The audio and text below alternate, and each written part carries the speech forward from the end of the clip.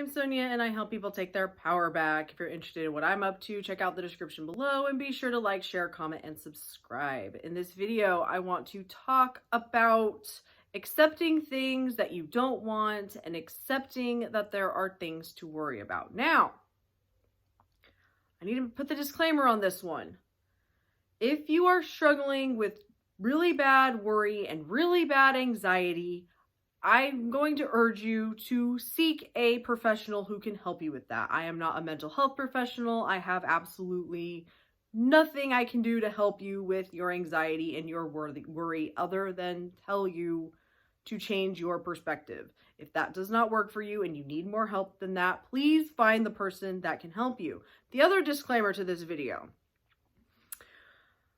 Unlike a lot of you seem to think that when I was going through the worst of my anxiety or when I worry about something that I just say my affirmations and then all the worry and the anxiety just magically went away and I went from a state of absolute misery to absolute joy because I was saying an affirmation.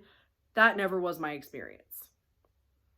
This is something, and when I'm saying this, I mean this over the long term. And the more that you are accepting things that you don't want to be true and you don't want to be in your reality and telling yourself that that is the end all be all, and you are focused on that there is something to worry about, you are going to be proven right.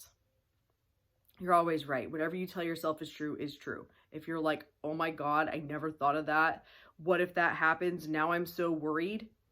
The only reason that that is a possibility is because you've decided that it is. Anything in your reality, anything in your life that you're like, man, I wish things weren't this way. Excuse me. Tell yourself they're not that way. You don't have to accept it just because that's how you viewed it your entire life up until now. This involves everything. Other people, yourself, situations, objects, whatever.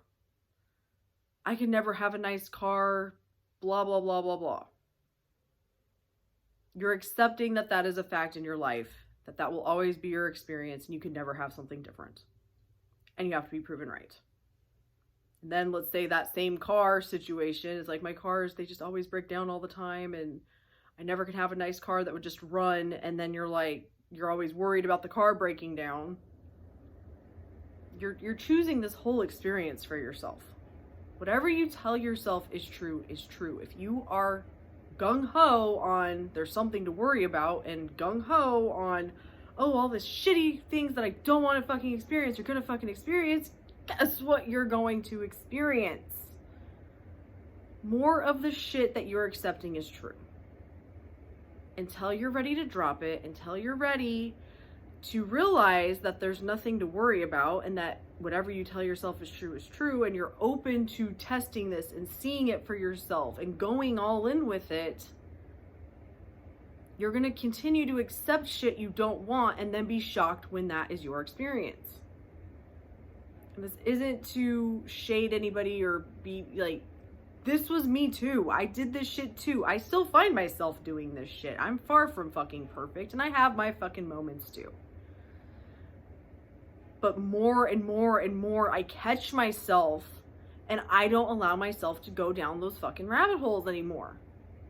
There is nothing to fucking worry about. If everything is going to work out perfectly for me, there's nothing to worry about. So why would I sit here and worry? Why am I going to allow myself to focus on thoughts that cause me to worry and cause me to be anxious?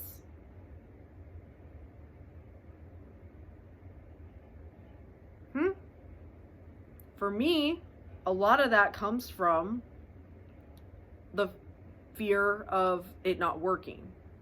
Well, it probably won't work, so I need a plan B.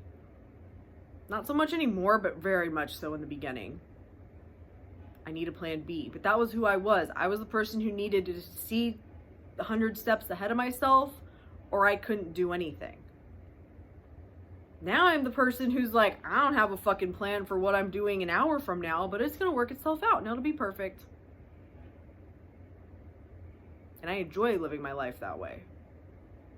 I have never been happier in my life, living my life the way I want to live it. Meaning, I don't have a fucking schedule and I have no idea what I'm going to be doing 5 minutes from now, an hour from now, a couple days from now. Doesn't matter, because right now I'm going to view things and do things that make me happy. That means I can't be worried about things going in a way that are bad for me.